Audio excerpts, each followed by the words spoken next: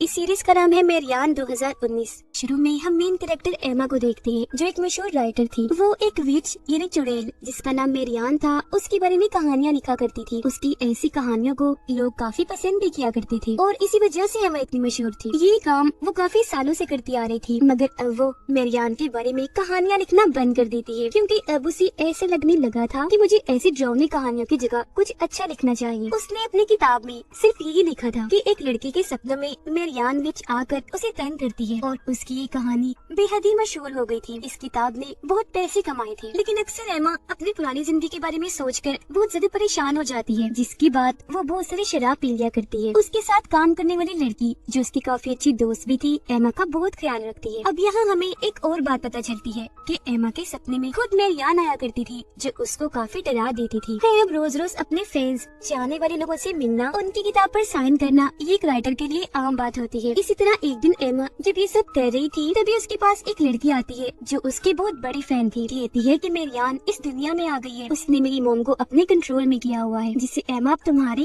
और तुम्हारे चाहने वालों की जिंदगी को खतरा है। अगर तुमने मेरियान के बारे में लिखना बंद कर दिया तो सब मारे जाएंगे। यहाँ पर नोट करने वाली बात ये थी कि इस लड़के की माँ ही एमा को सपने में डरा रही थी, यानी कि मेरियान की आत्मा उसके अंदर थी। फिर इन बातों पर एमा को यकीन नहीं आता, इसलिए वो लड़की खुद अपनी जान ले लेती है अपनी बात को सही साबित करने के लिए, और साथ ही एक लॉकेट छोड़ती है ये कहकर कि ये मेरी मॉम को दे देना। इस हादसे के बाद एमा को अपने मॉम डैड की फिक्र हुई। अपने घर फोन करती है पर कोई भी फोन नहीं उठाता, क्योंकि वो कई सालों से अकेली रह रही थी, घर नहीं गई। इस बात को लेकर अब वो थोड़ा परेशान हो जाती है। अपने साथी को लेकर अपने टाउन जाती है, जहाँ पर उसके मॉम डैड सही सलामत थे। वो उनके साथ रात गुजारती है और अगली सुबह उस फैन की मॉम से मिलने जाती है जिसने अपनी जान ले ली थी। यहाँ आकर एमा को पता चला कि सच में उस लड़की के मॉम के अंदर मेरियान की आत्मा है, जो एमा से कहती है कि तुम्हें मेरे बारे में लिखते रहना होगा। अगर तुमने ऐसा ना किया तो अच्छा नहीं होगा, मैं तुम्हारे मॉम डैड को मार दूंगी। अब यहाँ एमा की मुलाकात अपने बचपन के दोस्तों से होती है, जो काफी सालों बाद एमा से मिल रही थे। इन चारों दोस्तों से एमा को बहुत प्यार था, खास तौर पर अपने एक मेल फ्रेंड से, जिसकी अब शादी हो गई थी। फिर एमा अब कुछ नहीं लिखती, इसीलिए उसके मॉम डैड गायब हो जाते हैं, जो मेरियान का ही काम था। काला जादू करके मेरियान की आत्मा सभी लोगों को अपने कंट्रोल में किया करती थी। यहाँ हमें एक चमड़ी से बनी पोटली भी दिखाई जाती है, जिसका मतलब ये था कि वो जहाँ पर भी होगी सबको अपने कंट्रोल में करती रहेगी। एमा अब फिर से अपनी कहानी लिखना शुरू करती है, और जो भी वो लिख रही थी सब कुछ सच होता जा रहा था। जिसके फौरन बाद एमा की मोम खुद ब खुद घर वापस आ गई, पर उनकी हालत बहुत खराब थी, क्योंकि अभी भी वो मेरियान के कब्जे में ही थी और एमा को बुरा भला बोलने लगती है। लेकिन यहाँ उसके डैड अभी भी गायब थे, क्योंकि मेरियान चाहती थी कि एमा अभी भी उसके बारे में लिखती रही। यहाँ पर अब उसकी मदद एक इंस्पेक्टर करता है, जो काले जादू के बारे में बहुत अच्छे से जानता था और एमा का बहुत अच्छा दोस्त भी था। लेकिन यहाँ पर अजीब बात ये थी कि मेरियान दिन में भी लोगों के दिमाग को अपने कब्जे में कर सकती थी और जो चाहे वो नजारा दिखा सकती थी। अब एमा के इस टाउन में आते ही हम समझ पाते हैं कि आखिर हुआ क्या था, मेरियान भी कौन थी और बार बार एमा के सपनों में क्यों आती थी। तो मेरियान 1587 में ट्यूसडे के दिन पैदा हुई थी, और जब वो 7 साल की हुई तो उसका घर जलकर राख हो गया, जहाँ से सिर्फ मेरियान और उसके बिल्ली ही बाहर आई। फिर मेरियान को उसकी बहन ने पाल पोस कर बड़ा किया, मगर वो जगह भी जल्दी खत्म हो गई। यहाँ पर अजीब बात ये थी कि सब मारे गए, सिर्फ मेरियान और उसके बिल्ली ही बच गए। फिर 17 साल की उम्र में उसकी शादी हुई, उसका एक बच्चा भी हुआ, पर जब वो 3 साल का हुआ तो मेरियान ने खुद ही उस बच्चे को आग के काफी नजदीक रख दिया, जिससे वो जलकर मारा गया। इसके बाद उसके 2 और बच्चे हुए, लेकिन उन्हें भी एक दिन वो घने जंगल में ले गई। लेकिन जब वापस आई तो उसके साथ उसके बच्चे नहीं थे, वो अकेली थी, जिसका मतलब था कि उन्हें भी मेरियान ने मार दिया होगा। आकर उसने बहुत ही खतरनाक काम किया, उसने अपने हस्बैंड का गला काट दिया और शैतान के सामने उसके साथी डीमन से शादी कर ली। यानी कि मेरियान शुरू से ही काले जादू जैसे काम किया करती थी, मगर फिर उसे प्रीस्ट और कुछ लोगों ने पकड़ लिया, क्योंकि उस जगह पर बहुत सारे बड़े और बच्चे मारे गए थे। फिर सबने मिलकर उस पर क्रोस वाला कपड़ा लगाकर उसे लटका दिया, मगर मेरियान का कहना था कि मैं कभी हार नहीं मानती, आने वाले वक्त में मैं दोबारा आकर तुम लोगों और तुम्हारे बच्चों को तंग करूंगी, क्योंकि मैं खाली हाथ कभी नहीं जाती, हमेशा अपने साथ कुछ न कुछ लेकर जाती हूँ। तो अब उसे 15 फीट जमीन के नीचे दबा दिया गया, और उसने जो डीमन से शादी की थी वो एग्रीमेंट भी साथ दफन कर दिया, ताकि उसे जलाया जा सके।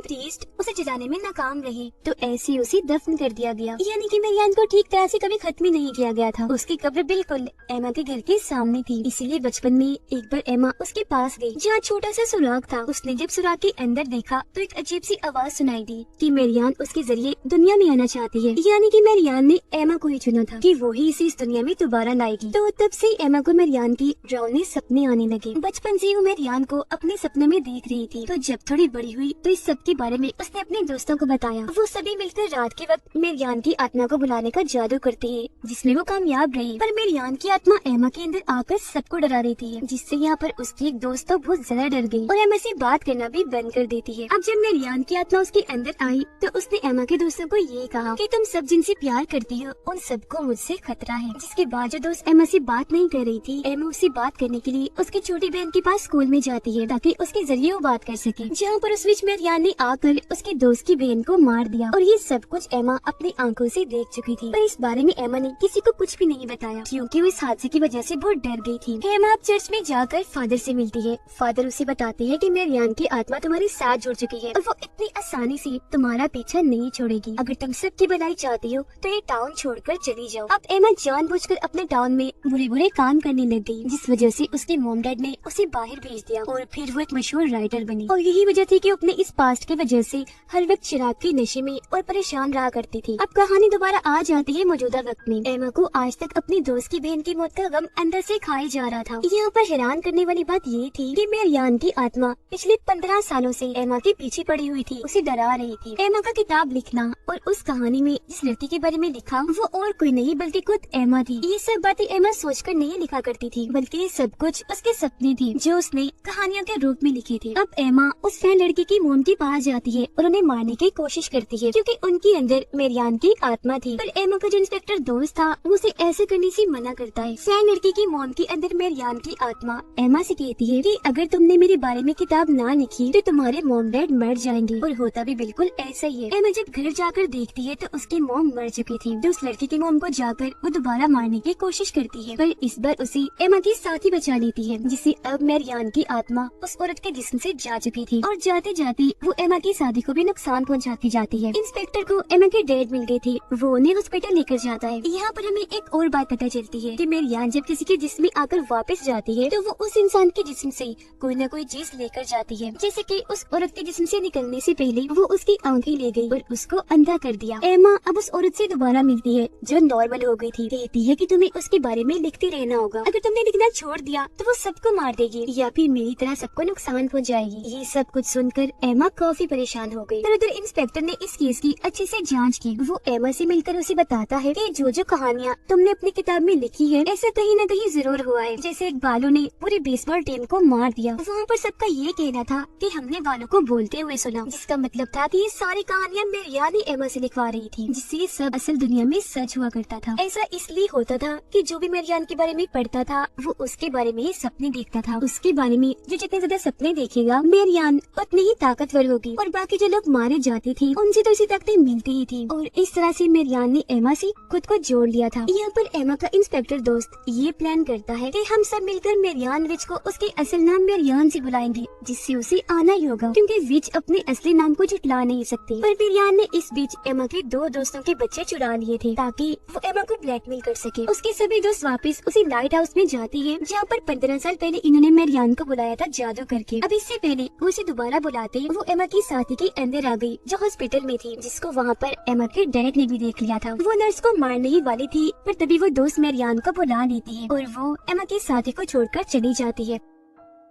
इन सब का प्लान ये था कि जब वो यहाँ पर आएगी तो ये लोग उसकी आत्मा को डॉग के अंदर कैद करके कहीं पर बांध देंगे ताकि वो और किसी को नुकसान न पहुँचाए। पर मेरियान बहुत चालाक थी, वो इंस्पेक्टर के अंदर आकर उसे ही मार देती है और साथ ही एमा के एक और दोस्त को भी। अब एमा के सभी दोस्त यही चाहते थे कि वो मेरियान के बारे में लिखती रहे ताकि सबकी जान बच जाए। इसी रात जब एमा घर थी तो उसका वो मेल फ्रेंड आता है जिससे वो प्यार करती है और ये दोनों एक साथ रात गुजारती है। पर जब सुबह होती है तो वहाँ पर कोई भी नहीं था। तभी बेल बजती है। जब एमा जाकर देखती है तो दरवाजे पर चर्च के फादर थे, जिसको क्रॉस का निशान दिखाते हैं, जिससे एमा डर गई थी। वो फिर उसे मारने लगे, जिससे एमा के मुंह से खून आने लगा। वो जल्दी से अपने कमरे में चली जाती है, क्योंकि उसके कानों में फादर जो मंत्र दे रही थी वो उसे सुने नहीं जा रहे थे। फादर देखती है कि उसने एक और कहानी लिखी है जो उसे नहीं लिखनी चाहिए थी। फादर उसे बताती है कि आज ट्यूसडे है और फिर से मेरियान ने जन्म लिया है और वो तुम हो एमा, तुम्हारी जिस्म में मेरियान है। पर वो तो इस बात को मानने से इनकार कर देती है। मगर जब फादर उससे ये पूछते हैं कि तुम मेरियान हो तो वो हाँ बोल देती है। एमा के अंदर आई मेरियान की आत्मा फादर को भी नुकसान पहुंचाती है, फादर की एक पाँव पर गोली मारकर। पूरी कहानी में हमें यही दिखाया गया है कि जिसकी भी जिस्म में मेरियान होगी वो इस बात को नहीं झुठला सकता कि वो मेरियान नहीं है। एमा को खुद भी ये बात पता चल गई थी कि उसके अंदर मेरियान की आत्मा आ चुकी है, जो अब उसे अपने साथ हेल जहन्नुम में जाना चाहती थी। वो एमा को अपनी कब्र की तरफ ले जाती है। उसको मेरियान की लाश मिलती है जो अब तक बिल्कुल सही सलामत थी। वो एमा को कहती है चलो मेरे साथ मेरी दुनिया में। उधर असल दुनिया में एमा की दोस्त समझ गई थी कि वो खतरे में है। वो एमा के घर जाकर उसके गले में अपना एक ताकतवर लॉकेट पहना देती है जो उसकी जान बचा सके, क्योंकि एमा का जिस्म इस दुनिया में था, सिर्फ उसकी आत्मा मेरियान के साथ हेल में जा रही थी। जिससे होता ये है कि हेल में एमा उसके साथ जाने से मना कर देती है। मतलब एमा अब अपने होश में आ गई थी। एमा खुद को मारना चाहती थी ताकि उसके साथ साथ मेरियान भी खत्म हो जाए, पर मेरियान उसे रोक रही थी। उधर फादर भी मेरियान की कब्र के पास पहुंचकर आग लगाना चाहते थे ताकि वो एमा को बचा सके। उधर अब मेरियान की दुनिया हेल में